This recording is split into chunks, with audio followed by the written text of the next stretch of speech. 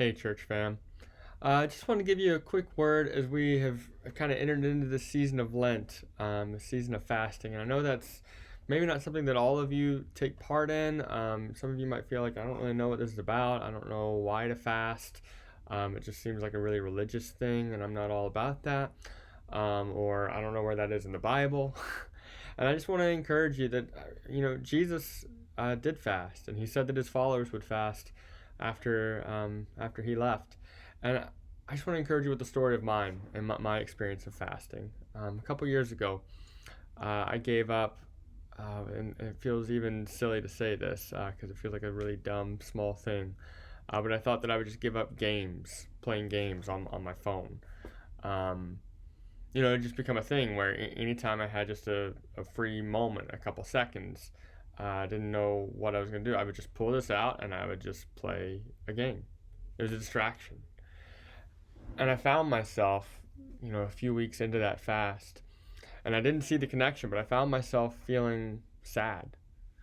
And it wasn't sad because, I couldn't play my games. It wasn't about that in my mind. I just felt sad. And I was describing it to Beth. And she said, well, it sounds like you're mourning. It sounds like you're experiencing Lent. And it's true, but what was happening was I didn't have a distraction. I didn't have this thing that I could turn to in my moments of stillness and quietness to keep me from being still and quiet. And so instead, I actually had to experience my feelings. I had to deal with the thoughts and feelings that were going through my head and my heart. I had to deal with current events, things happening in the world that I had to think about them and I had to pray about them and offer them up to God and I had to mourn them.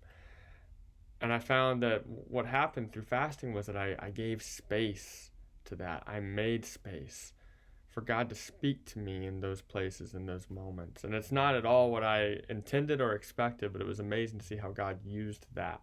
And so I just encourage you to find something in an area where you can give over some space for God to break new ground in your life. That when you are willing to seed that space, to see that God can cover some new ground with you. Love you guys and look forward to going through this season with you as we worship God together, as we walk through the wilderness, seeking to grow closer to Him along the way. God bless.